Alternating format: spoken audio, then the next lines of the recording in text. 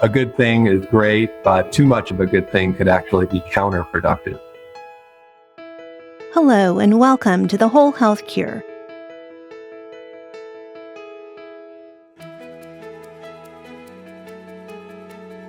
Today, I'm excited to be joined by Dr. Tim Radak. Dr. Radak is Academic Coordinator for Public Health PhD program at Walden University, where he has taught public health courses since 2010. He has been credentialed as a registered dietitian since 2000 and earned his doctorate in public health nutrition at Loma Linda University.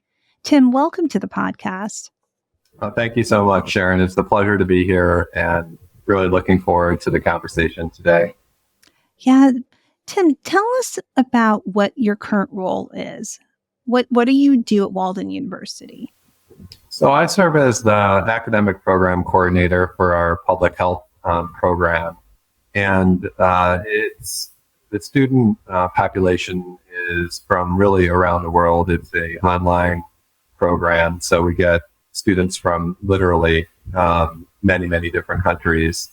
And it's just a wonderful opportunity to work with students, mentoring students, as well as helping them with their courses.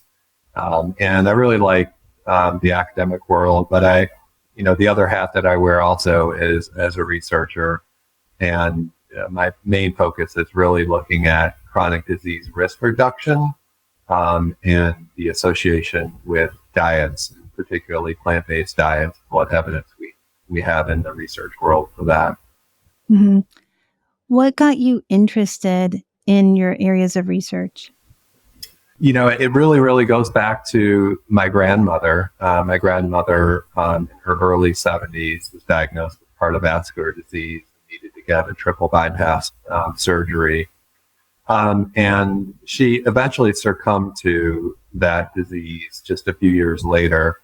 And I started asking questions about that, asking, did that have to happen? Did it have to happen at that time?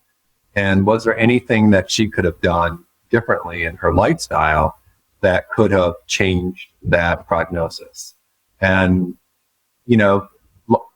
life or years of life lost is incredibly precious, as we all know.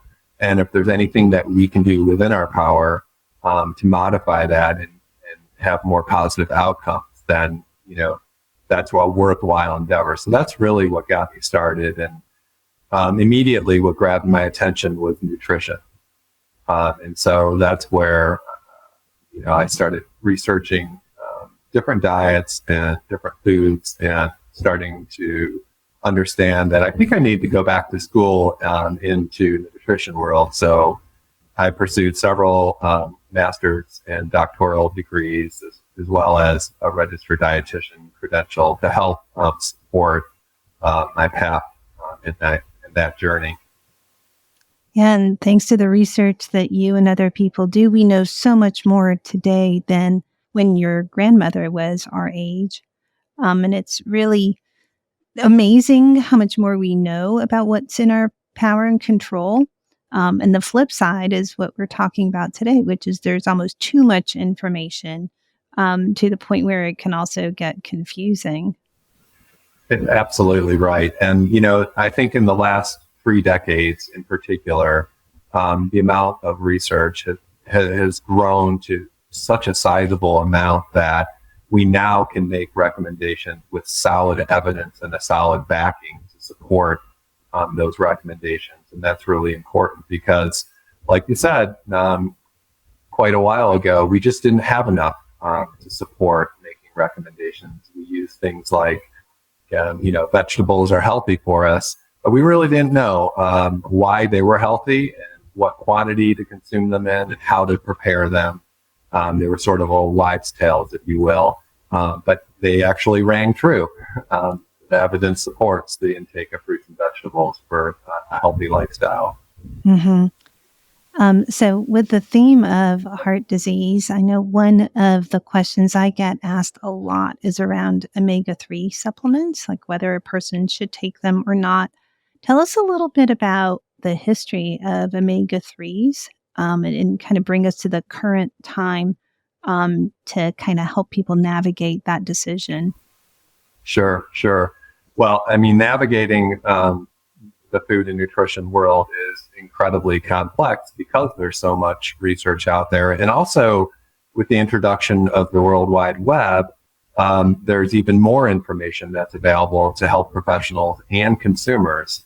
And as we probably will all agree, a lot of what's on the internet is not necessarily valid and can introduce all types of bias. So navigating that world can be really, really complex. And we're also bombarded with health information from non-health sources out in the media, as well as other special interests that are trying to promote certain foods. And so it can be really, really difficult because marketing is really the main driver of nutrition information.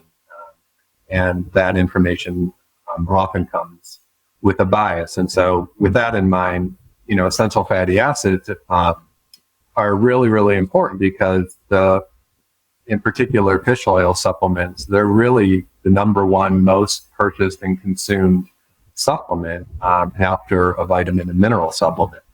So there's a tremendous amount of interest in fish oil supplements. And so when we go back and talk a little bit about essential fatty acids in particular, we mainly focus on omega-3 fatty acids and omega-6 fatty acids. There are also omega-7 and 9 fatty acids, but those can be synthesized from other fats. And so what makes omega-3 and omega-6 unique is that we need to have an outside or exogenous source for our well-being. And so, the requirements of these are not very large. They're really only needed in small amounts. And so, if we go back to the original research that really started launching into this was back in 1979. And researchers Bang and Dybird were looking at Greenland Inuit Eskimos. And some of those Eskimos migrated over to Denmark. And so what happened is when that migration took place, the incidence of cardiovascular disease increased significantly. And that led the researchers to believe that the Greenland Eskimo diet had something in it that was conferring health benefits from a cardiovascular disease standpoint. And so what they believed was the main component was the long-chain fatty acids that are omega-3 fatty acids that we call EPA and DHA, like eicosapentaenoic acid and docosahexaenoic acid. And so these particular fatty acids were really responsible for igniting a frenzy of research into omega-3 fatty acids that span for decades and continues even to this very day. I think just about every disease or disorder has been researched from the standpoint of whether omega-3 fatty acids play a role. And the most significant one, obviously, is cardiovascular disease, because that's where the original research started. So the interesting thing about that research that was back in 1979 is that they looked at just a small population of Greenland Eskimos, just about 7 people really in a small village, and they relied on annual reports from death certificates and hospital admissions from all of Greenland.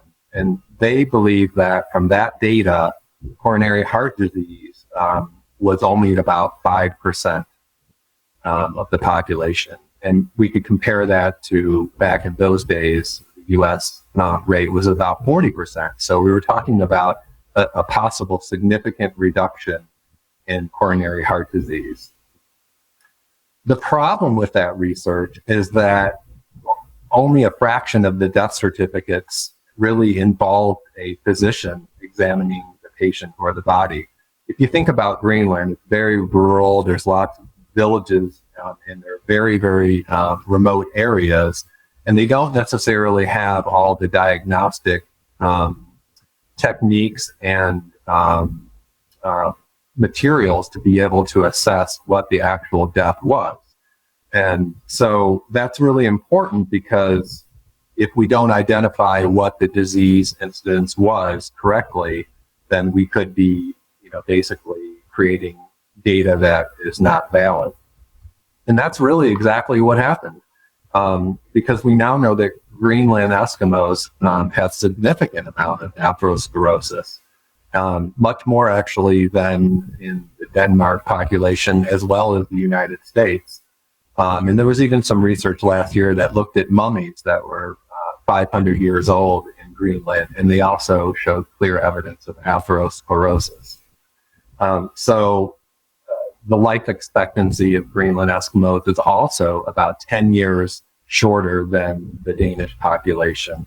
So it effectively dismisses the cardioprotective effect from Eskimo diets, of which this was primarily seafood.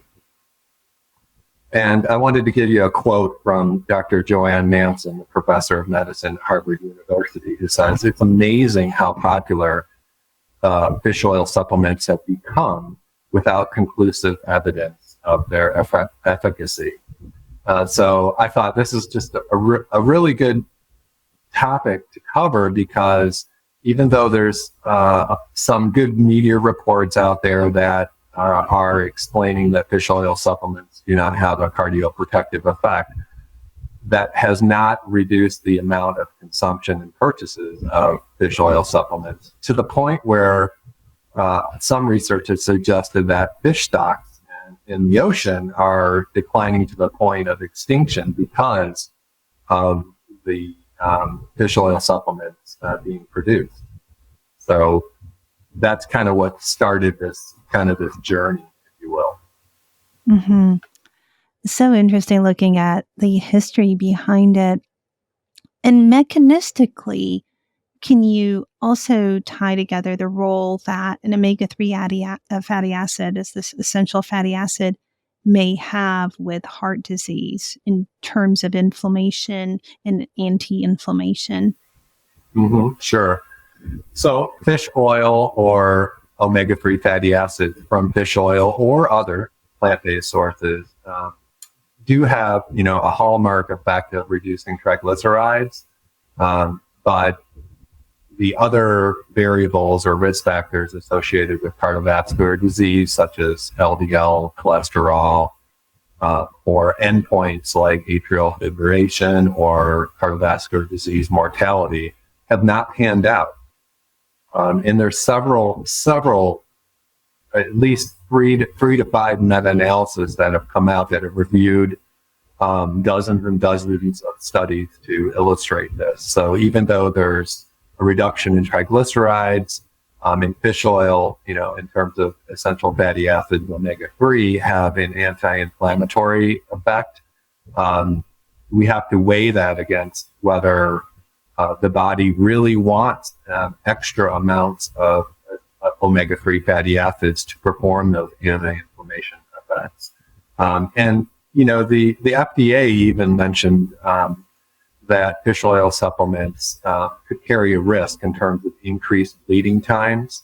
And even the U.S. military has been doing research with bleeding times, because when you're out on the field in military combat, the last thing you want is to have prolonged bleeding times if there's an injury. So there are some risks from that standpoint as well. And there's even a few studies that actually show a negative relationship from consuming fish oil supplements in terms of atrial fibrillation. So some of these trials have actually showed a negative effect as well. So to put all that together, there isn't enough significant research to demonstrate a protective effect, either from a primary or secondary prevention from taking fish oil supplements. Yeah, and primary prevention, just to kind of explain, can you explain the difference between primary and secondary prevention? Sure. So with primary prevention, we're really talking about stopping or mitigating a disease before it starts. So you can, for example, engage in lifestyle behaviors to promote a healthy lifestyle that reduce your risk of certain diseases. And when we have secondary prevention, that's more about for folks that have established diseases and how to reduce that disease once it's actually, diagnosed. So that would be the distinction between primary and secondary prevention. So let's take the scenario. If I'm a person who may have, for example, a family history of heart disease, and I want to do everything I can to reduce my personal risk, what would you recommend for me in terms of omega-3 fatty acids? So in terms of omega-3 fatty acids, as I mentioned, the body does require a certain amount. It's a pretty small amount. And the amount is so small that the federal government was unable to establish an RDA, which is a recommended daily allowance, because there just isn't enough evidence to support a need. And the same goes with the long-chain fatty acids as well, MPH and DHA. But they do have what's called adequate intakes, and so they have recommendations for adequate intakes. And the studies that looked at the population suggested that we're meeting those recommendations almost twice as much as what the adequate intake would be. So, if I had to make any recommendations in terms of essential fatty acids, with particular focus on omega-3s, there are a number of foods that contain these that aren't necessarily seafood or fish. And fortunately, nature has distributed omega-3 fatty acids very far and wide. You can even take the seeds of a red raspberry, for example, that contains omega-3 fatty acids. Certain greens do as well. Certain legumes and beans do. And what's very common in terms of omega-3 fatty acids is flax seed or flax meal, or chia seed, or walnuts. And these are all very high sources of omega-3 fatty acids. And there's certainly no reason not to consume a few of those, but also not to overdo it, because there's a kind of a competition in the body for omega-3 fatty acids and omega-6 fatty acids.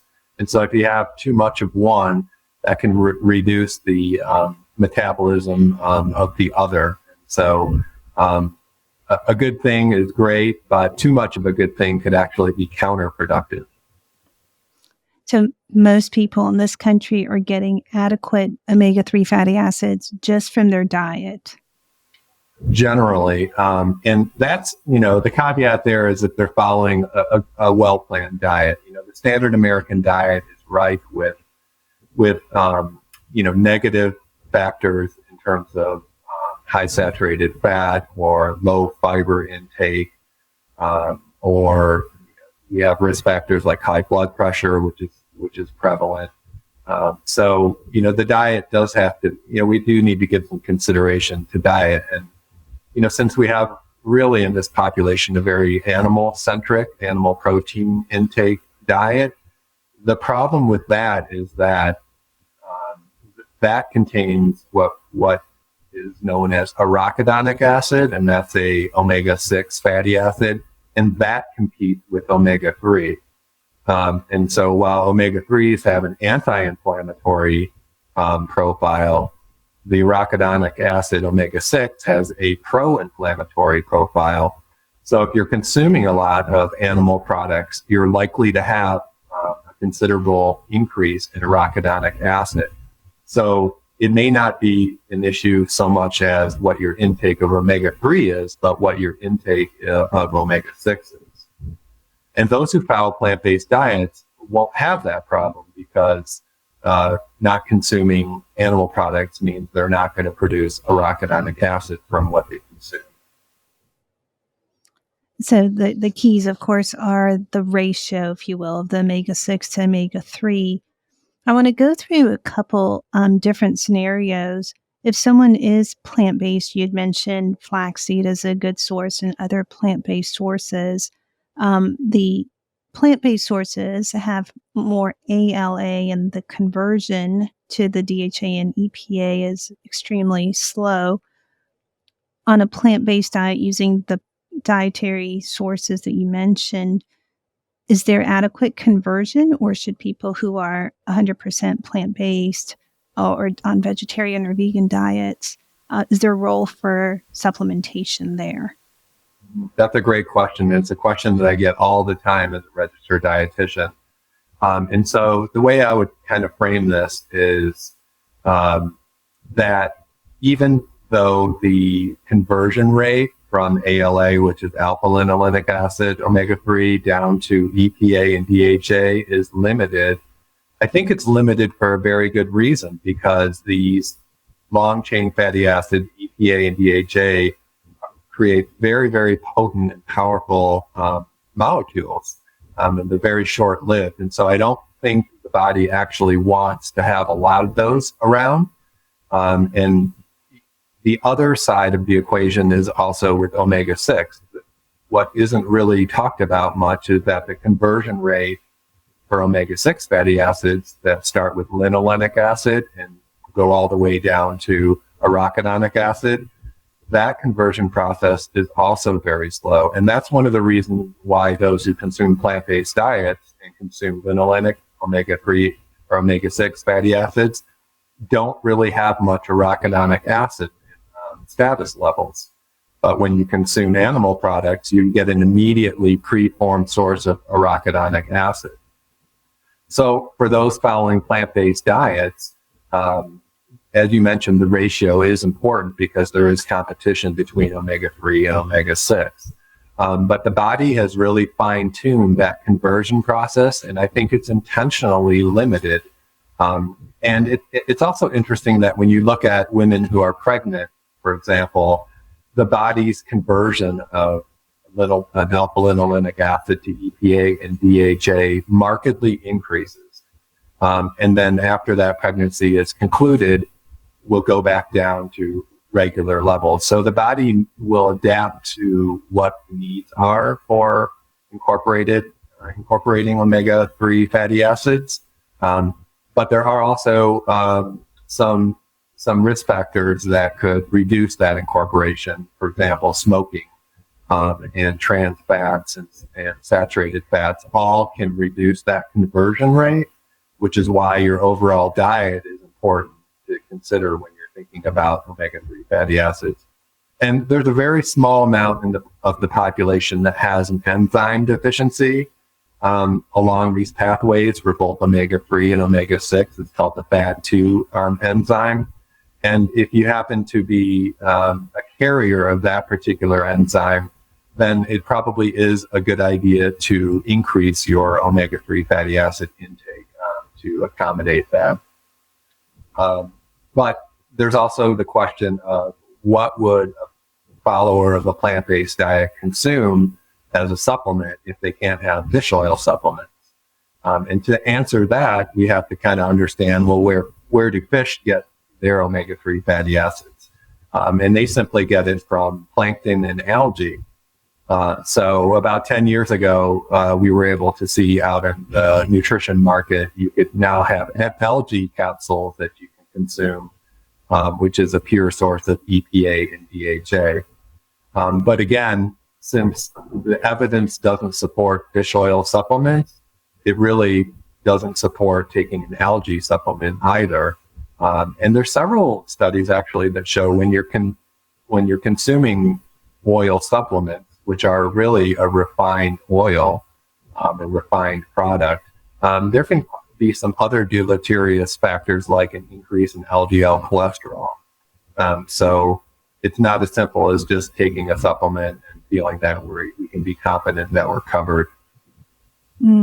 And let's take the other scenario. If someone has a very Western diet, lots of animal protein, as you mentioned, their omega-6 intake is high. Do they need to take more omega-3s to balance that ratio? That they certainly could, but I think the best initial approach would be simply to reduce your omega-6 intake. I had a feeling you're going to say that. Most of us don't really know where omega-6 fatty acids occur in the food system. And the primary source is this strict oil, vegetable oils like canola oil, for example. and the many, many, many processed foods that are convenience foods that are available at the grocery store are also a rich source of omega-3 fatty acids. So we probably all can agree that consuming processed foods is probably not in our best interest for health.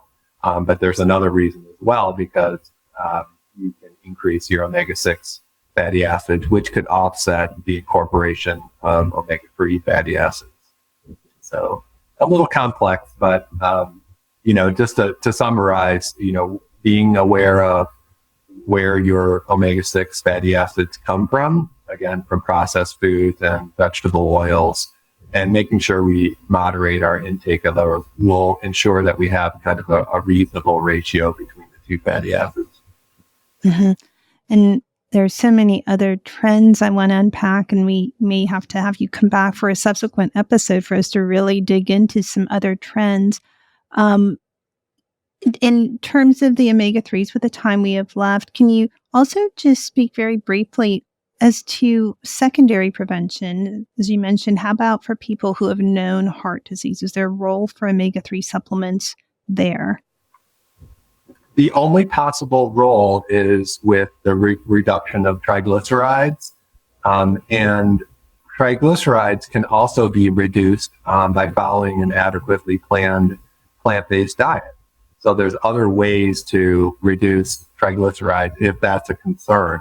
But for the other indices like mortality and other cardiovascular disease outcomes, there just isn't enough evidence to support that there's a benefit for secondary prevention. And there are many, many, many studies out there compiled in a meta-analysis that suggest that. But that has not actually stopped other organizations from still promoting fish and fish oil supplements. Even the American Heart Association still recommends to consume seafood and for cardiovascular disease risk reduction. And I think one of the reasons why is because if you compare fish to other animal meats like red meat and poultry, it does have a better profile in terms of cardiovascular disease risk.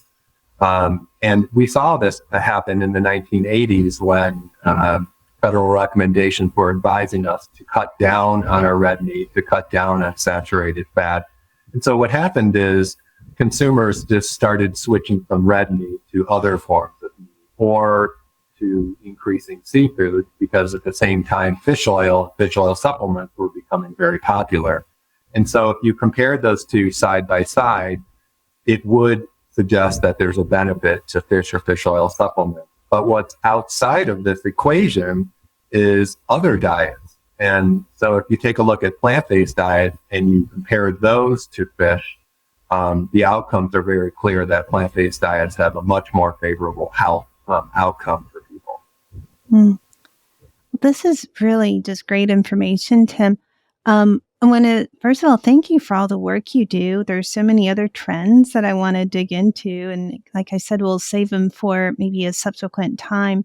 But thank you for the work that you do. And it's just been a pleasure talking to you. Well, likewise, it's always great to be able to talk about things that really are important and that also carry either health benefits or health risks, and helping individuals navigate the complex nutritional world that we find ourselves in is really, it's a joy. It's my life's passion. And it's wonderful that we have enough research now that we can stand behind making recommendations to help people feel confident in their health decisions.